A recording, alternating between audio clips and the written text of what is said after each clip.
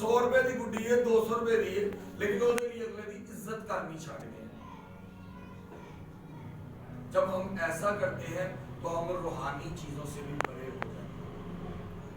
خدا ہمیں قتل کی بری عادتیں ڈالنے کی اجازت نہیں دے، لیکن بائبل کے اندر کہیں پر یہ نہیں لکھا کہ اگر آپ کی فیملی میں کوئی انجوائمنٹ ہے تو آپ اسے کرو ہی نہ.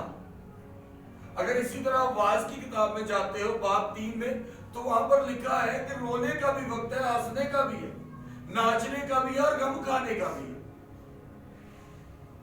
اگر ایک ٹریڈیشن ہے، ایک ملکی ثقافت، گلا بیٹھنے کی وجہ سے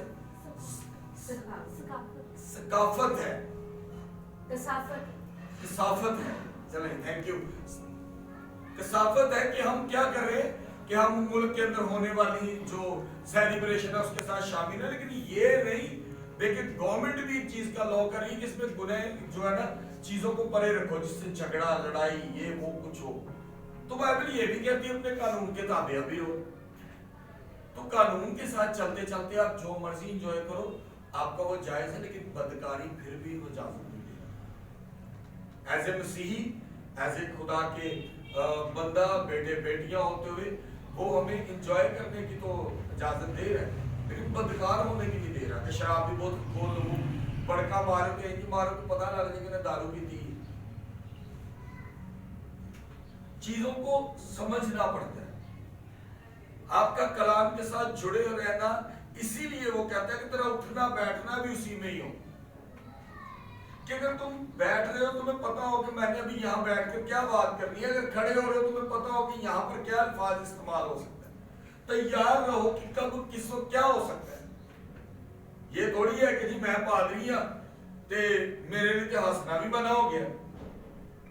بہت سے لوگ یہ بات سوچتے ہیں کہ پادری تیو پائی بیاہ تے جاوے گا تے انج کر کے بیوے او دے تی پتر دا بیاہ ہے نا پتر دا ہے تے سارے جانجے کے تبال پانے تے پائی صاحب انج ترن گے. کیوں ترن گے؟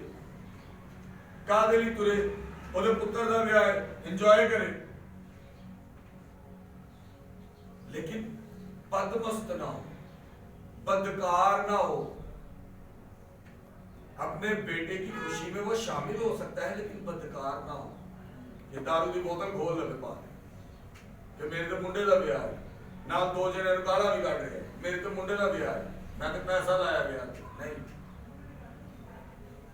آپ چیزوں کو آج جب ہم بائبل مقدس میں دیکھتے ہیں تو یہاں لکھا ہے